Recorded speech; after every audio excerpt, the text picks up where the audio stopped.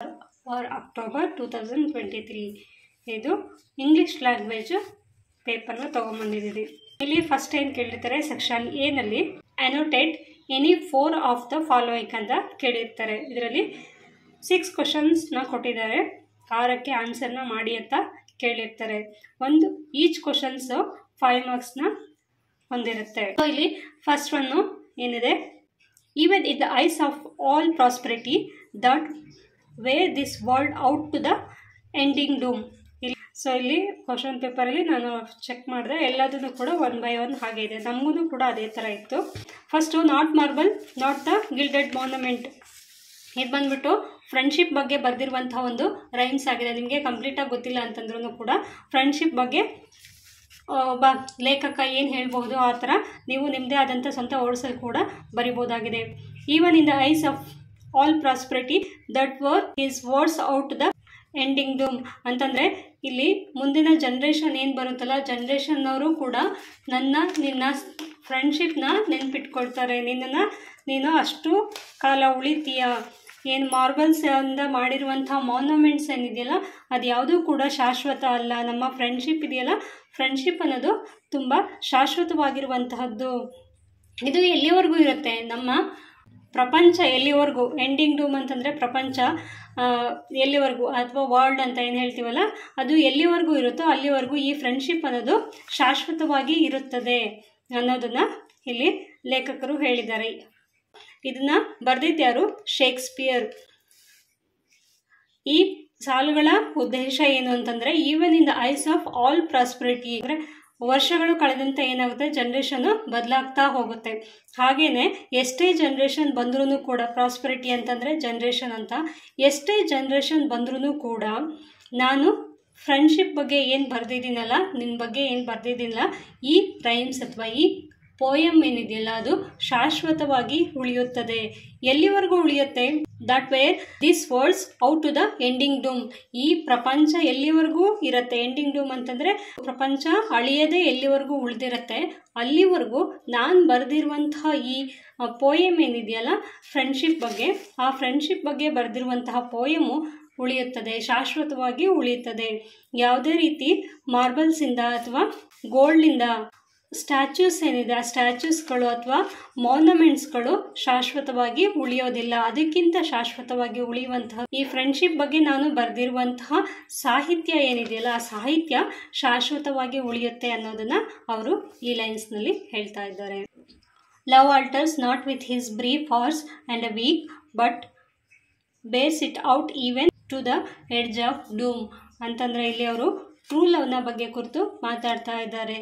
ಈ ಲೈನ್ಸ್ ಬಂದ್ಬಿಟ್ಟು let me not to the marriage of true minds ಎನ್ನುವಂಥ ಒಂದು ರೈಮ್ಸಿಂದ ಸೆಲೆಕ್ಟ್ ಮಾಡ್ಕೊಂಡಿದ್ದಾರೆ.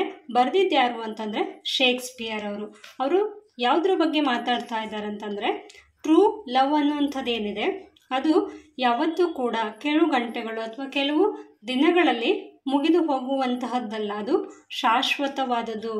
ಅದು ಎಲ್ಲಿವರೆಗೂ ಶಾಶ್ವತವಾಗಿರುತ್ತೆ ಅಂತಂದರೆ ಎಡ್ಜ್ ಆಫ್ ಡೂಮ್, ಪ್ರಪಂಚದ ಕೊನೆಯವರೆಗೂ, ಅಂದರೆ ಎಲ್ಲಿವರೆಗೂ ಈ ಪ್ರಪಂಚ ಇರುತ್ತದೋ ಅಲ್ಲಿವರೆಗೂ ಈ ಟ್ರೂ ಲವ್ ಅನ್ನೋದು ಶಾಶ್ವತವಾಗಿ ಇರುತ್ತದೆ. ಆ ಟ್ರೂ ಲವ್ಗೆ ಯಾವುದೇ ರೀತಿಯ ಸಮಯ, ಗಂಟೆ, ಬ್ಯೂಟಿಯ ಅವಶ್ಯಕತೆ ಇಲ್ಲ. ಯಾರು ಬ್ಯೂಟಿ ಅಥವಾ ಸಮಯಕ್ಕೆ ಇಂಪಾರ್ಟೆನ್ಸ್ ಕೊಡ್ತಾರೋ ಅಥವಾ ನಿಜವಾಗ್ಲೂ ಮದುವೆ ಆದರೆ ಮಾತ್ರ ಲವ್ ಅಂತ ಅನ್ಕೋತಾರೋ ಅದು ನಿಜವಾದ ಲವ್ ಅಲ್ಲ ಅನ್ನೋದನ್ನು ಇಲ್ಲಿ ಶೇಕ್ಸ್ಪಿಯರ್ ಹೇಳ್ತಾರೆ. Full many of your flowers is born to blush unseen and waste its sweetness on the desert air. Thomas Gray ಅವರು ಬರೆದಿರುವಂತಹ ಸೆಲೆಕ್ಷನ್ ಫ್ರಮ್ ಗ್ರೇಸ್ ಎಲಿಜಿ ಎಂಬ ರೈಮ್ಸಿಂದ ಈ ಲೈನ್ಸ್ನ ಸೆಲೆಕ್ಟ್ ಮಾಡ್ಕೊಂಡಿದ್ದಾರೆ. ಈ ಥಾಮಸ್ ಗ್ರೇಸ್ ಯಾವುದ್ರ ಬಗ್ಗೆ ಮಾತಾಡ್ತಾರೆ ಅಂತಂದರೆ, ಅವರು ಸಂಜೆ ಸಮಯದಲ್ಲಿ ಒಂದು ಚರ್ಚ್ ಯಾರ್ಡ್ ಅಂತಂದರೆ ಚರ್ಚಿನ ಹತ್ತಿರದಲ್ಲಿ ಇರುವಂತಹ ಅಂಗಳ ಅಥವಾ ಸ್ಮಶಾನದ ಹತ್ತಿರದಲ್ಲಿ ಅವರು ಕೂತ್ಕೊಂಡು ಸಂಜೆಯ ಸಮಯವನ್ನು ಸವಿತಾ ಇರ್ತಾರೆ. ಅಂಥ ಸಮಯದಲ್ಲಿ ಅವರು ಅಲ್ಲಿ ಪಕ್ಕದಲ್ಲಿ ಇರುವಂತಹ ಸ್ಮಶಾನ ಏನಿದೆಯಲ್ಲ ಆ ಸ್ಮಶಾನದ ಕಡೆ ನೋಡ್ತಾರೆ. ಸತ್ತವರ ಸಮಾಧಿಗಳನ್ನು ಏನು ನೋಡ್ತಾರೆ, ಆ ಸಮಾಧಿಗಳನ್ನು ನೋಡಿದಾಗ ಅವರು ಈ ರೀತಿ ಯೋಚನೆ ಮಾಡ್ತಾರೆ. Full many of flowers born to blush unseen. ಇಲ್ಲಿ ತುಂಬ ಜನ ಹುಟ್ಟಿದ್ರು, ತುಂಬ ಜನ ಬೆಳೆದ್ರು. ಆದರೆ ಅವರಿಗೆ ಅವಕಾಶಗಳು ಒಂದು ವೇಳೆ ಸಿಕ್ಕಿದ್ರೆ ಅವರೂ ಕೂಡ ಪ್ರಪಂಚದಲ್ಲಿ ಏನಾದರೂ ಒಂದಷ್ಟು ಸಾಧನೆಗಳನ್ನು ಮಾಡ್ತಿದ್ರು ಅನ್ನೋದನ್ನು ಇಲ್ಲಿ ಲೇಖಕರು ಹೇಳ್ತಾ ಇದ್ದಾರೆ. ಅವರು ಹುಟ್ಟಿದ್ರು, ಬೆಳೆದ್ರು, ಕೊನೆಗೆ ಸತ್ರು. ಅವರ ಸ್ವೀಟ್ನೆಸ್ ಏನಿತ್ತಲ್ಲ, ಆ ಸ್ವೀಟ್ನೆಸ್ ಅಂತಂದರೆ ಅವರ ಒಳ್ಳೆಯ ಗುಣಗಳೇನಿತ್ತಲ್ಲ, ಒಳ್ಳೆಯ ಗುಣಗಳು ಅಥವಾ ಅವರ ಸಾಮರ್ಥ್ಯವನ್ನು ಈ ಗಾಳಿಯಲ್ಲಿ ಅದೆಲ್ಲ ವೇಸ್ಟ್ ಆಗಿ ಹೋಯಿತು, ಗಾಳಿಯಲ್ಲಿ ತೂರ್ಕೊಂಡು ಹೋಯ್ತು ಅಂತೀವಲ್ಲ, ಹಾಗೆ ವೇಸ್ಟ್ ಆಗಿ ಹೋಯಿತು. ಡೆಸರ್ಟ್ ಏರ್ ಅಂತಂದರೆ ಗಾಳಿಯಲ್ಲಿ ಎಲ್ಲ ತೂರ್ಕೊಂಡು ಹೋಯಿತು, ಅಥವಾ ಏರ್ ಅದನ್ನು ಡೆಸರ್ಟ್ ಆಗಿ ಸ್ವೀಕರಿಸ್ತು, ಅಥವಾ ಏರ್ ಅದನ್ನು ತಿನ್ಕೊಂಡ್ಬಿಡ್ತು ಅನ್ನೋ ಅರ್ಥದಲ್ಲಿ ಅವರು ಹೇಳ್ತಾ ಇದ್ದಾರೆ. ಇಲ್ಲಿ ಫ್ಲವರ್ಸ್ ಅಂತಂದರೆ ಏನು, ಈ ನೆಲದಲ್ಲಿ ಅವರ ಇರುವಂತಹ ಜಾಗದಲ್ಲಿ ನೆಲದಲ್ಲಿ ಇದ್ದಂತಹ ಜನಗಳೇನು ಹುಟ್ಟಿದ್ರಲ್ವ, ಹುಟ್ಟಿ ಈಗ ಸತ್ತು ಸಮಾಧಿಯಾಗಿ ಮಲಗಿದಾರಲ್ಲ, ಅವ್ರುಗಳನ್ನು ಕುರಿತು ಅವರು ಫ್ಲವರ್ಸ್ ಅಂತ ಇಲ್ಲಿ ಹೇಳ್ತಾ ಇದ್ದಾರೆ. ಟು ಬ್ಲಶ್ ಅಂಡ್ ಅನ್ಸೀನ್, ಅವರಲ್ಲೂ ಕೂಡ ಸಾಮರ್ಥ್ಯಗಳಿತ್ತು. ಅದನ್ನು ಅವರು ಬೆಳೆಯೋದಕ್ಕೆ ಅಥವಾ ಅದನ್ನು ತೋರಿಸೋದಕ್ಕೆ, ಅದನ್ನು ಕಾರ್ಯಗತ ಮಾಡ್ಕೊಳ್ಳೋದಕ್ಕೆ ಅವರಿಗೆ ಯಾವುದೇ ರೀತಿಯ ಅವಕಾಶಗಳು ಸಿಗಲಿಲ್ಲ. ಸಿಕ್ಕಿದ್ದರೆ ಒಂದು ವೇಳೆ ಅವರು ಕೂಡ ಒಳ್ಳೆಯ ವ್ಯಕ್ತಿಗಳಾಗಿ ಪ್ರಪಂಚದಲ್ಲಿ ಕಾಣಿಸ್ಕೊಳ್ತಿದ್ರು ಅನ್ನೋದನ್ನು ಇಲ್ಲಿ ಹೇಳ್ತಾ ಇದ್ದಾರೆ. 10,000 saw at a glance, tossing their heads in springly dance. William Wordsworth ಅವರು ಬರೆದಿರುವಂತಹದ್ದು ಡೆಫಡಾಲ್ಸ್ ಎಂಬ ಪದ್ಯದಿಂದ ಸೆಲೆಕ್ಟ್ ಮಾಡ್ಕೊಂಡಿದ್ದಾರೆ. ದ 10,000 ಸಾಸ್ ಅಂತಂದರೆ ಓಪನ್ ಸ್ಪೇಸಲ್ಲಿ ನಡ್ಕೊಂಡು ಹೋಗ್ತಿದ್ದಂತಹ ಸಮಯದಲ್ಲಿ ಅವರು ಒಂದು ನದಿಯ ದಡದ ಒಂದು ಸೈಡಲ್ಲಿ ಒಂದಷ್ಟು ಫ್ಲವರ್ಸ್ದು ಅಂತಂದರೆ ಡಫಡಾಲ್ಸ್ ಅನ್ನೋದು ಒಂದು ಜಾತಿಯ ಹೂವು. ಅದು ಆ ಫ್ಲವರ್ಸ್ ಒಂದಷ್ಟು ಓಪನ್ ಸ್ಪೇಸಲ್ಲಿ ಅಂದರೆ ಒಂದು ಮೈದಾನದಲ್ಲಿ ಈ ಡಫಡಾಲ್ಸ್ ಅನ್ನುವಂಥ ಒಂದಷ್ಟು ಫ್ಲವರ್ಸು ಬೆಳೆದು ನಿಂತಿತ್ತು. ಅದು ನೋಡೋದಕ್ಕೆ ಹೇಗೆ ಕಾಣಿಸ್ತಿತ್ತು, ಫುಲ್ಲು ಯೆಲ್ಲೋ ಕಲರ್ ಆಗಿ ಇದ್ದಂಥ ಡಫಡಾಲ್ಸು ಅದು ನೋಡೋದಕ್ಕೆ ತುಂಬ ಸುಂದರವಾಗಿ ಕಾಣಿಸ್ತಾ ಇತ್ತು. ಅದು ಎಷ್ಟಿತ್ತು ಅಂತ ಕೌಂಟ್ ಮಾಡೋದಕ್ಕೆ ಕೂಡ ಸಾಧ್ಯ ಇಲ್ಲ, ಅಷ್ಟೊಂದು ಲೆಕ್ಕವಿಲ್ಲದೆ ಇರುವಷ್ಟು ಹೂಗಳು ಬೆಳೆದು ತಲೆ ಎತ್ತಿ ನಿಂತಿದ್ವು. ಅವು ಏನು ಮಾಡ್ತಾ ಇದ್ವು, ಟೋಸಿಂಗ್ ದೇರ್ ಹೆಡ್, ಟೋಸಿಂಗ್ ಅಂದರೆ ಅಲ್ಗಾಡಿಸ್ತಾ ಇದ್ವು, ಅವರ ತಲೆಗಳನ್ನು ಅಲ್ಗಾಡಿಸ್ತಾ ಇದ್ರು. ಸ್ಪ್ರಿಂಕ್ಲಿ ಡ್ಯಾನ್ಸ್, ಅದು ಗಾಳಿ ಬಂದಾಗ ಆಚೆ ಈಚೆ ಹಂದಾಡುತ್ತಲ್ಲ, ಅದು ಯಾವ ರೀತಿ ಕಾಣಿಸ್ತಾ ಇತ್ತು ಅಂತಂದರೆ ಅವರು ತಲೆಯನ್ನು ಅಲ್ಲಾಡಿಸ್ತಾ ಡ್ಯಾನ್ಸ್ ಮಾಡ್ತಿರೋ ಥರ ಕಾಣಿಸ್ತಾ ಇತ್ತು ಅನ್ನೋದನ್ನ ಇಲ್ಲಿ ವಿಲಿಯಂ ವರ್ಡ್ಸ್ವರ್ತ್ ಅವರು ಹೇಳಿದ್ದಾರೆ. The beauty of the morning, silent, bare, ships, towers, domes, theatres and temples lie open unto the fields and to the sky. ಇದನ್ನು ಬರೆದಿದ್ದು William Wordsworth upon Westminster Bridge ಎಂಬ ರೈಮ್ಸಿಂದ select ಮಾಡ್ಕೊಂಡಿರುವಂತಹ ಲೈನ್ಸ್ಗಳಾಗಿದೆ. ಈ ಸಾಲುಗಳು ಏನನ್ನ ಹೇಳುತ್ತೆ ಅಂತಂದರೆ ಬೆಳಗಿನ ಸೌಂದರ್ಯವನ್ನು ಕುರಿತು ಹೇಳ್ತಾ ಇದೆ. ದ ಬ್ಯೂಟಿ ಆಫ್ ದ ಮಾರ್ನಿಂಗ್ನ ಕುರಿತು ಹೇಳ್ತಾ ಇದೆ. ಸೈಲೆಂಟ್, ನಿಶಬ್ದವಾಗಿದೆ. ಬೇರ್ ಅಂತಂದರೆ ಅಲ್ಲಿ ಮೌನವಾಗಿದೆ. ಶಿಪ್ಸ್ ಅಂತಂದರೆ ಹಡಗುಗಳು. ಆಮೇಲೆ ಟವರ್ಸ್ ಅಂತಂದರೆ ಗೋಪುರಗಳು. ಡೂಮ್ಸ್ ಅಂತಂದರೆ ಗುಮ್ಮಟಗಳು. ಥಿಯೇಟರ್ಸ್ ಚಿತ್ರಮಂದಿರಗಳು. ಮತ್ತು ಟೆಂಪಲ್ಸ್ ಅಂತಂದರೆ ದೇವಾಲಯಗಳು. ಲೈಸ್ ಅಂತಂದರೆ ಹೊಲಗಳು. The beauty of the morning ಅಂತಂದರೆ ಬೆಳಗಿನ ಸೌಂದರ್ಯ ಏನಿರುತ್ತಲ್ಲ ಆ ಸೌಂದರ್ಯವನ್ನು ಕುರಿತು ಹೇಳ್ತಿರುವಂತಹ ಒಂದು ಲೈನ್ಸ್ ಆಗಿದೆ. ಬೆಳಗಿನ ಸೌಂದರ್ಯ ಹೇಗಿತ್ತು ಅಂತ ಇಲ್ಲಿ ಲೇಖಕರು ವಿವರಿಸ್ತಾ ಇದ್ದಾರೆ. ಹೇಗಿತ್ತು ಅಂತಂದರೆ ತುಂಬ ಸೈಲೆಂಟ್ ಆಗಿತ್ತು. ಸೈಲೆಂಟ್. ಬೇರ್ ಅಂತಂದರೆ ಮೌನವಾಗಿರುತ್ತೆ.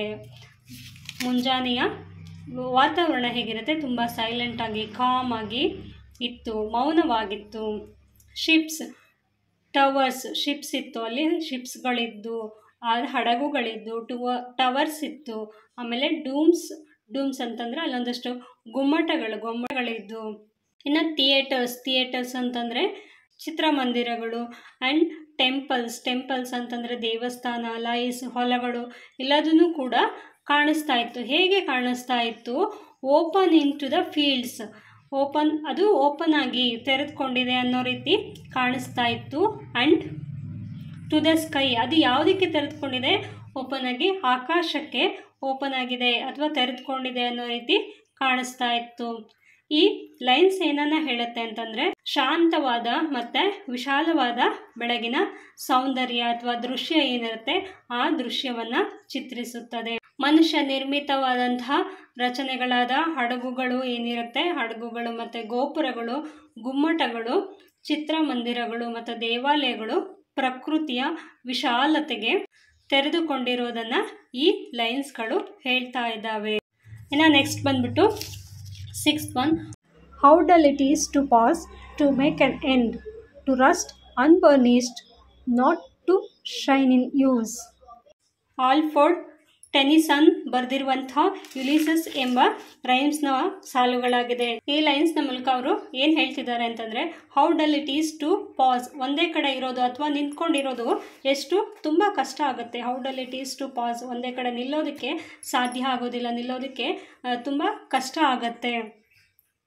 ಟು ಮೇಕ್ ಆ್ಯನ್ ಎಂಡ್, ನಮ್ಮ ಜೀವನವನ್ನು ಕೊನೆಗೊಳಿಸೋದಕ್ಕೆ ಅಥವಾ ಎಲ್ಲಿಗೂ ಟ್ರಾವೆಲ್ ಮಾಡ್ದೇ ನಾವು ಇರುವಂತಹ ಪ್ಲೇಸಲ್ಲೇ ಇದ್ಬಿಟ್ಟು ನಮ್ಮ ಜೀವನವನ್ನು ಕೊನೆ ಮಾಡೋದಿದೆಯಲ್ಲ ಅದು ತುಂಬ ಡಲ್ ಆಗಿ ಕಾಣಿಸುತ್ತೆ. ಟು ಮೇಕ್ ಆ್ಯನ್ ಎಂಡ್, ಅದನ್ನು ಒಂದೇ ಕಡೆ ನಿಂತು ನಮ್ಮ ಜೀವನವನ್ನು ಕೊನೆಗೊಳಿಸೋದಕ್ಕೆ ಅಥವಾ ಎಲ್ಲಿಗೂ ಟ್ರಾವೆಲ್ ಮಾಡ್ದೇ ನಾವು ಇರುವಂತಹ ಪ್ಲೇಸಲ್ಲೇ ಇದ್ಬಿಟ್ಟು ನಮ್ಮ ಜೀವನವನ್ನು ಕೊನೆ ಮಾಡೋದಿದೆಯಲ್ಲ ಅದು ತುಂಬ ಡಲ್ ಆಗಿ ಕಾಣಿಸುತ್ತೆ, ನೀರಸವಾಗಿ ಇರುತ್ತೆ ಅನ್ನೋದನ್ನ ಟೆನಿಸನ್ ಅವರು ಹೇಳ್ತಾ ಇದ್ದಾರೆ. ಅನ್ಬ್ರಸ್ಟ್ ಅಂದರೆ ಹೊಳಪನ್ನು ಕಳೆದುಕೊಳ್ಳೋದು ಅಂತ. To rust unburnished, not to shine in use, ಇಲ್ಲ ನಮ್ಮ ಜೀವನದಲ್ಲಿ ಯಾವುದೇ ರೀತಿ ಹೊಸತನ ಅನ್ನೋದು ಇರೋದಿಲ್ಲ. ಮತ್ತು ಟು ರಸ್ಟ್ ಅಂತಂದರೆ ಅದು ತುಕ್ಕು ಹಿಡ್ದಂಗೆ ಆಗ್ಬಿಡುತ್ತೆ ಜೀವನ, ಅಲ್ಲಿ ಯಾವುದೇ ರೀತಿ ಹೊಸತನ ಅನ್ನೋದು ಇರೋದಿಲ್ಲ. ಇಲ್ಲ ನಮ್ಮ ಜೀವನ ಯಾವುದೇ ಕಾರಣಕ್ಕೂ ಹೊಳಪನ್ನು ತಂದುಕೊಳ್ಳೋದಿಲ್ಲ ಅಥವಾ ಹೊಳಪು ಇರೋದಿಲ್ಲ, ನಮ್ಮ ಜೀವನದಲ್ಲಿ ಯಾವುದೇ ರೀತಿ ಹೊಳೆಯುವುದಿಲ್ಲ ಅಥವಾ ನಮ್ಮ ಜೀವನ ಹೊರಗಡೆ ಪ್ರಪಂಚಕ್ಕೆ ಕಾಣಿಸೋದಿಲ್ಲ ಅನ್ನೋದನ್ನ ಟೆನಿಸನ್ ಅವರು ಹೇಳ್ತಾ ಇದ್ದಾರೆ. ತನ್ನಲ್ಲಿ ಇರುವಂತಹ ಒಂದು ಸಾಮರ್ಥ್ಯ ಏನಿದೆಯಲ್ಲ ಆ ಸಾಮರ್ಥ್ಯವನ್ನು ಬಳಸದೆ ಸುಮ್ಮನೆ ಒಂದೇ ಕಡೆ ಕೂತ್ಕೊಂಡು ಕೆಲಸವನ್ನು ಮಾಡದೇ ಇರೋದು ತುಂಬ ಬೇಸರವಾಗಿರುವಂಥ ಒಂದು ಸಂಗತಿಯಾಗಿದೆ. ಬೇರೆಯವ್ರಿಗೆ ಉಪಯುಕ್ತವಾಗದೇ ಇರುವಂಥ ಬದುಕನ್ನು ಬದುಕೋದಿದೆಯಲ್ಲ ಅದು ವ್ಯರ್ಥ ಎನ್ನೋದು ಈ ಸಾಲಿನಲ್ಲಿ ಆಲ್ಫ್ರೆಡ್ ಟೆನಿಸನ್ ಅವರು ಹೇಳ್ತಾ ಇದ್ದಾರೆ. ಸೆಕ್ಷನ್ ಬಿಗೆ ಬಂದರೆ, answer any 3 questions without omitting poetry or novel. Write a critical appreciation of Shakespeare's sonnet Let Me Not to the Marriage of True Minds. Next 8th question. Comment on Thomas Gray's attitude towards death in Elegy written in a country churchyard. 9th question ಬಂದ್ಬಿಟ್ಟು, describe Raju's life in prison in the novel The Guide. ಇನ್ನು 10th one ಬಂದ್ಬಿಟ್ಟು, sketch the character of Marco in the novel, ಅದು ಕೂಡ the ಗೈಡಿಂದ ಬಂದಿರುವಂಥ ಪ್ರಶ್ನೆ. 10th question, bring out the importance of Malgudi in Raju's life. Raju ಲೈಫ್ನಲ್ಲಿ ಮಾಲ್ಗುಡಿಯ ಅಲ್ಲಿದ್ದಂತಹ ಇಂಪಾರ್ಟೆನ್ಸ್ ಅಥವಾ ಮಾಲ್ಗುಡಿಯ ಮುಖ್ಯ ಅಂಶಗಳನ್ನು ನಾವು ಬರೆಯಬೇಕಾಗುತ್ತದೆ. ಇನ್ನು ಸೆಕ್ಷನ್ ಸಿನಲ್ಲಿ ಇಲ್ಲಿ 12th one ಕ್ವಶನು ಕಂಪಲ್ಸರಿ ಅಂತ ನಾನು ಆಲ್ರೆಡಿ ಹೇಳಿದೆ. Describe additions weaves are ladies head dresses. Ladies head dresses ಅಂತಂದರೆ ಅದು ಕೇಶಾಲಂಕಾರ ಅಂತ. ಹಿಂದೆ ಹೆಂಗಸುಗಳು ಕೇಶವನ್ನು ಅಲಂಕಾರ ಮಾಡ್ಕೊಳ್ತಿದ್ದಂತಹ ಒಂದು ವಿಚಾರವನ್ನು ಕುರಿತು ಬರೆದಿರುವಂತಹ ಎಸ್ಸೆ ಇದು, ಲೇಡೀಸ್ ಹೆಡ್ ಡ್ರೆಸ್ಸಸ್. ಆ ಕ್ವಶನ್ನು ಅಥವಾ ಇನ್ನೂ ಒಂದು ಕ್ವಶನ್ ಇದೆ, comment on the character of Colonel Killigrew in Doctor Heidegger's experiment. Doctor Heidegger's ಎಕ್ಸ್ಪೆರಿಮೆಂಟ್ಸಲ್ಲಿ ಒಂದು ಕ್ವಶನ್ನು ಬಂದಿದೆ. Read the following passage carefully and answer the questions given below. ಈ ಪ್ಯಾಸೇಜನ್ನು ಓದ್ಬಿಟ್ಟು ನೀವು ಆನ್ಸರ್ನ ಬರೀಬೋದು. ಇಲ್ಲಿ ಇದು ಆಪ್ಷನ್ ಇರುತ್ತೆ. 13, 14, 15, 16 ಕ್ವಶನ್ಸ್ ಏನಿದೆಯಲ್ಲ ಅದು 4 ಕ್ವಶನಲ್ಲಿ ನೀವು ಯಾವುದಾದ್ರೂ 2ಕ್ಕೆ ಆನ್ಸರ್ನ ಮಾಡಬೇಕಾಗುತ್ತೆ. ಈ 4 ಕ್ವಶನ್ 13, 14, 15 ಅಥವಾ 16 ಈ 4 ಕ್ವಶನಲ್ಲಿ ಯಾವುದಾದ್ರೂ 2 ಕ್ವಶನ್ಗೆ ಆನ್ಸರ್ ಮಾಡಬೇಕಾಗತ್ತೆ. ಹಾಗೆಯೇ 12ನೇ ಕ್ವಶನ್ಗೆ ಆನ್ಸರ್ ಮಾಡಿದ್ರೆ ಇಲ್ಲಿ ಟೋಟಲ್ 3 ಕ್ವಶನ್ಗೆ ನೀವು ಆನ್ಸರ್ನ ಮಾಡ್ದಂಗೆ ಆಗುತ್ತೆ. Explain 2 of following in not more than A page each. ಅಂದರೆ ನಾವು ಕನ್ನಡದಲ್ಲಿ ಗಾದೆ ಅಂತ ಏನು ಹೇಳ್ತೀವಲ್ಲ, ಗಾದೆಯನ್ನು ವಿಸ್ತರಿಸಿ ಬರೆಯೋದು ಅಂತ, ಅದೇ ಥರ ಇಲ್ಲೂ ಕೂಡ ಗಾದೆಯನ್ನು ಅಥವಾ ಈ ಲೈನ್ಸ್ನ ವಿಸ್ತರಿಸಿ ಬರೀಬೇಕು. ಅದು 1 ಪೇಜ್ಗೆ ಮೀರದಂತೆ ಇರಬೇಕು. Use 4 of the following idioms in sentence of your own. ನಿಮ್ಮ ಓನ್ ಸೆಂಟೆನ್ಸಲ್ಲಿ ಈ ವರ್ಡ್ಸ್ಗಳನ್ನ ಯೂಸ್ ಮಾಡಿ ನಿಮ್ಮ ಓನ್ ಸೆಂಟೆನ್ಸನ್ನು ಮಾಡಿ. ಅಂದರೆ ನಾವು ಕನ್ನಡದಲ್ಲಿ ಬರಿತಿದ್ವಲ್ಲ, ಸ್ವಂತ ವಾಕ್ಯದಲ್ಲಿ ಬರೆಯಿರಿ ಅಂತ, ಆ ರೀತಿ ಇಲ್ಲಿ ಈ ವರ್ಡ್ಸ್ಗಳನ್ನ ಯೂಸ್ ಮಾಡಿ ಸ್ವಂತ ವಾಕ್ಯದಲ್ಲಿ ನಿಮ್ಮದೇ ಆದಂಥ ಸ್ವಂತ ಓನ್ ವರ್ಡ್ಸಲ್ಲಿ ನೀವು ಬರೀಬೇಕಾಗತ್ತೆ. ಈ ಗ್ರಾಮರ್ ರಿಲೇಟೆಡ್ ಎಲ್ಲ ನಿಮಗೆ ಬಂದಿರೋ ಕ್ವಶನ್ಸು ಈ ಪುಸ್ತಕದ ಕೊನೆಯಲ್ಲಿ ಇರುತ್ತೆ. ಗ್ರಾಮರು ಪೇಜ್ ನಂಬರ್ 197 ನೀವು ಚೆಕ್ ಮಾಡಿದ್ರೆ ನಿಮಗೆ ಸೊ ನೀವಿಲ್ಲಿ ಯಾವುದ್ಯಾವ್ದು ವರ್ಡ್ಸ್ಗಳಿದೆ ಅದರಲ್ಲಿ ಕೆಲವೊಂದು ಇಂಪಾರ್ಟೆಂಟ್ ಅನ್ನೋದನ್ನು ನೀವು ನೋಡ್ಕೋಬೇಕಾಗುತ್ತೆ. ಅದನ್ನೆಲ್ಲ ಒಂದು ಸತಿ ಕಣ್ಣಾಡಿಸಿದ್ರೆ ನಿಮಗೆ ಗೊತ್ತಾಗತ್ತೆ. ಡಿಲೈಟ್ ಕೇಳಿದ್ದಾರೆ ಯಾವುದ್ರಲ್ಲೂ ಒಂದರಲ್ಲಿ, ಕ್ಲಿಯರು, ಎಲ್ಲ ಈಸಿದೇ ಇರುತ್ತೆ. ಅದನ್ನೊಂದು ಸತಿ ನೋಡಿಕೊಂಡ್ರೆ ಆಗುತ್ತೆ. 15th ಕ್ವಶನ್ ಬಿ ಬಂದ್ಬಿಟ್ಟು change the voice of the following ಅಂತ ಕೇಳಿದ್ದಾರೆ. ಇಲ್ಲಿ ಆ್ಯಕ್ಟಿವ್ ವಾಯ್ಸಲ್ಲಿ ಕೊಟ್ಟಿರ್ತಾರೆ, ಪ್ಯಾಸಿವ್ ವಾಯ್ಸಿಗೆ ಚೇಂಜ್ ಮಾಡಬೇಕು. ಪ್ಯಾಸಿವ್ ವಾಯ್ಸಲ್ಲಿ ಕೊಟ್ಟಿರ್ತಾರೆ, ಆ್ಯಕ್ಟಿವ್ ವಾಯ್ಸಿಗೆ ಚೇಂಜ್ ಮಾಡಬೇಕು. First one active to passive, second one passive to ಆ್ಯಕ್ಟಿವ್ಗೆ ಚೇಂಜ್ ಮಾಡಬೇಕಾಗುತ್ತೆ. ಫಸ್ಟ್ ಒನ್ ನೋಡೋಣ. The security guard open the gate ಅನ್ನೋದನ್ನು ಆ್ಯಕ್ಟಿವ್ ವಾಯ್ಸಲ್ಲಿ ಕೊಟ್ಟಿದ್ದಾರೆ. ಅದನ್ನು ನಾವು ಪ್ಯಾಸಿವ್ ವಾಯ್ಸ್ಗೆ ಚೇಂಜ್ ಮಾಡೋದಾದರೆ the gate opened by the security guard. ಇಲ್ಲಿ the security guard open the gate ಅಂತ ಹೇಳಿದ್ದಾರೆ. ಅಂದರೆ ಸೆಕ್ಯೂರಿಟಿ ಗಾರ್ಡು ಗೇಟನ್ನು ಓಪನ್ ಮಾಡಿದರು ಅಂತ ಹೇಳಿ ಕನ್ನಡದಲ್ಲಿ ಹೇಳ್ಬೋದು. ಅದನ್ನು ನಾವು ಪ್ಯಾಸಿವ್ ವಾಯ್ಸ್ಗೆ ಚೇಂಜ್ ಮಾಡಿದ್ರೆ the gate open by the security guard. Gate security ಗಾರ್ಡಿಂದ ತೆರೆಯಲ್ಪಟ್ಟಿತು ಅನ್ನೋದನ್ನು ಇಲ್ಲಿ ಹೇಳ್ಬೋದಾಗಿದೆ. ಇನ್ನು ಸೆಕೆಂಡ್ ಒನ್ನು ಪ್ಯಾಸಿವ್ ವಾಯ್ಸಲ್ಲಿದೆ, ಅದನ್ನು ನಾವು ಆ್ಯಕ್ಟಿವ್ ವಾಯ್ಸ್ಗೆ ಚೇಂಜ್ ಮಾಡಬೇಕು. The flood victims were given financial help by the government. ನೀವು ಆ್ಯಕ್ಟಿವ್ ವಾಯ್ಸ್ಗೆ ಚೇಂಜ್ ಮಾಡೋದಾದರೆ ದ ಗೌರ್ಮೆಂಟ್ ಇಲ್ಲಿ ವರ್ ಗಿವನ್ ಅಂತ ಇದೆ, ಇದು ಪಾಸ್ಟ್ ಟೆನ್ಸಲ್ಲಿದೆ. ನಾವು ವರ್ ಗಿವನ್ ಅನ್ನೋದು ಗೇವ್ ಅಂತ ಆಗುತ್ತೆ. ವರ್ ಗಿವನ್ನ ತೆಗೆದುಬಿಟ್ಟು ಗೇವ್ ಅಂತ ಹಾಕಬೇಕು. The government gave financial help to the flood victims. The government gave financial help to the flood victims. Flood ವಿಕ್ಟಿಮ್ಸ್ಗೆ ಗೌರ್ಮೆಂಟ್ ಏನು ಮಾಡ್ತು? ಫೈನಾನ್ಷಿಯಲ್ ಹೆಲ್ಪನ್ನು ಮಾಡ್ತು ಅನ್ನೋದನ್ನು ಈ ಲೈನ್ಸ್ ಹೇಳುತ್ತೆ. ಇನ್ನು ಸಿನೋನಿಮಸ್ನ ನೋಡೋದಾದರೆ ಫಸ್ಟ್ ಒನ್ನು ಆನ್ಸೆಂಟ್. ಆನ್ಸೆಂಟ್ ಅಂದರೆ ಓಲ್ಡ್ ಅಥವಾ ಏಜ್ಡ್ ಅಂತ ಅರ್ಥವನ್ನು ಕೊಡುತ್ತೆ. ಪಾಪ್ಯುಲರ್ ಅಂದರೆ ಫೇಮಸ್. ಸ್ಯಾಕ್ರೆಡ್ ಅಂದರೆ ಹೋಲಿ ಅಥವಾ ಡಿವೈನ್, ದೈವಿಕವಾದದ್ದು ಅಂತ ಹೇಳಿ ಹೇಳ್ಬೋದಾಗಿದೆ. ವಿಕ್ಟ್ರಿ ಅಂದರೆ ಸಕ್ಸಸ್ ಅಥವಾ ಅಚೀವ್ಮೆಂಟ್ ಅಂತ ಹೇಳ್ಬೋದು.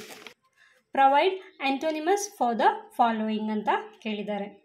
ಫಸ್ಟ್ ಒನ್ನು ರಿಚ್ ಅಂತಂದರೆ ಪೋರ್, ರಿಚ್ ಶ್ರೀಮಂತ, ಪೋರ್ ಬಡವ. ನಾಲೆಡ್ಜ್ ಜ್ಞಾನ, ಇಗ್ನೋರೆನ್ಸ್ ಅಜ್ಞಾನ. ತಿನ್ ಅಂದರೆ ತೆಳುವಾದ, ತಿಕ್ ದಪ್ಪ. ರಿಮೆಂಬರ್ ಅಂದರೆ ನೆನ್ಪಿಟ್ಕೊಳ್ಳೋದು, ಫರ್ಗೆಟ್ ಅಂದರೆ ಮರ್ತು ಬಿಡೋದು. One word substitution. ಇಲ್ಲಿ ಒನ್ ವರ್ಡ್ ಸಬ್ಸ್ಟಿಟ್ಯೂಷನ್ ಅಂದರೆ ಇಲ್ಲಿ ಒಂದು ವರ್ಡ್ಸ್ನ ನಾವು ಶಾರ್ಟಾಗಿ ಹೇಳೋದಾದರೆ, ಯಾವುದಾದ್ರೂ ಒಂದು ವರ್ಡ್ಸ್ಗೆ ಶಾರ್ಟಾಗಿ ಹೇಳೋದಾದರೆ ಯಾವ ರೀತಿ ಹೇಳ್ತೀವಿ ಅಂತ ಇಲ್ಲಿ ಕೇಳಿದ್ದಾರೆ. One who eights human flesh ಅಂತಂದರೆ, ಫ್ಲೆಶ್ ಅಂತಂದರೆ ಮೂಳೆಗಳು ಅಂತ ಹೇಳಿ ಹೇಳ್ಬೋದಾಗಿದೆ. ಯಾರು ಮನುಷ್ಯನ ಮೂಳೆಗಳನ್ನು ಅಥವಾ ಮನುಷ್ಯರನ್ನು ತಿಂತಾನೆ ಅವನನ್ನು ಏನಂತ ಕರೀತಾರೆ ಅನ್ನೋದನ್ನು ನಾವಿಲ್ಲಿ ಹೇಳಬೇಕಾಗತ್ತೆ. ಅದನ್ನು ಒನ್ ವರ್ಡಲ್ಲಿ ಹೇಳೋದಾದರೆ ಕ್ಯಾಂಬಲ್ ಅಂತ ಹೇಳಿ ಹೇಳ್ತಾರೆ. ಕ್ಯಾಂಬಲ್, CAMBAL ಬಲ್, ಕ್ಯಾಂಬಲ್ ಅಂತಂದರೆ ನರಭಕ್ಷಕ ಅಂತ ಹೇಳಿ ಹೇಳ್ಬೋದಾಗಿದೆ. Cannibal, CAMBAL cannibal. ಇನ್ನು one who can speak 2 languages. One who can speak 2 languages ಅಂದರೆ ಯಾರು 2 ಭಾಷೆಗಳನ್ನು ಅಥವಾ 2 ದ್ವಿಭಾಷೆಗಳನ್ನು ಮಾತಾಡ್ತಾರೆ ಅವರನ್ನು ಏನಂತ ಕರೀತಾರೆ ಅಂತ ಹೇಳಿ ಕೇಳಿದ್ದಾರೆ. ಬಿಲಿಂಗ್ವೆಲ್, BILINGUAL, ಬಿಲಿಂಗ್ವೆಲ್ ಅಂತಂದರೆ ದ್ವಿಭಾಷಾ ಪರಿಣಿತ ಅಂತ ಹೇಳಿ ಹೇಳ್ಬೋದಾಗಿದೆ. ದ್ವಿಭಾಷಾ ಪರಿಣಿತ. One who leaves at the same time ಅಂತಂದರೆ ಯಾರಾದರೂ 2 ವ್ಯಕ್ತಿಗಳು ಒಂದೇ ಸಮಯದಲ್ಲಿ ಹುಟ್ಟಿ ಬದುಕಿ ಬಾಳಿದರೆ ಅವರನ್ನು ಏನಂತ ಕರೀತಾರೆ? Contemporary, CONTEMPORARY con TEM tem PORARY contemporary ಅಂತಂದರೆ ಸಮಕಾಲೀನ ಅಂತ ಹೇಳ್ತಾರೆ. Contemporary. A person who carves a stone, ಯಾರು ಕಲ್ಲನ್ನು ಕೆತ್ತಿ ಶಿಲೆಯನ್ನು ಮಾಡ್ತಾರಲ್ಲ ಅವರನ್ನು ಏನಂತ ಕರೀತಾರೆ ಅಂತಂದರೆ ಸ್ಕಲ್ಪ್ಚರ್. ಕಲ್ಲನ್ನು ಕೆತ್ತಿ ಶಿಲೆಯನ್ನು ಮಾಡೋಂಥವ್ರಿಗೆ ಏನಂತಾರೆ ಸ್ಕಲ್ಪ್ಚರ್ ಅಂತಂದರೆ ಶಿಲ್ಪಿ ಅಂತ ನಾವು ಕನ್ನಡದಲ್ಲಿ ಹೇಳ್ಬೋದಾಗಿದೆ. SCULPTOR sculpture. ಸೊ ಇದಿಷ್ಟು ನಿಮ್ಮ ಒಂದು ಕ್ವಶನ್ ಪೇಪರ್ನ ಸಾರ್ಟ್ ಔಟ್ ಮಾಡಿರುವಂಥ ಇದು. ಲಾಂಗ್ ಆನ್ಸರ್ಸ್ ಒಂದು ನಾನು ನಿಮ್ಗೆ ಹೇಳಿಲ್ಲ, ಮಿಕ್ಕಿದೆಲ್ಲದನ್ನು ಹೇಳಿದ್ದೀನಿ ಅಂತ ಅಂದ್ಕೋತೀನಿ. ನೆಕ್ಸ್ಟ್ ಸಾಧ್ಯ ಆದರೆ ಲಾಂಗ್ ಆನ್ಸರ್ನ ಕೊಡೋದಕ್ಕೆ ಪ್ರಯತ್ನವನ್ನು ಮಾಡ್ತೀನಿ. Thank you for watching.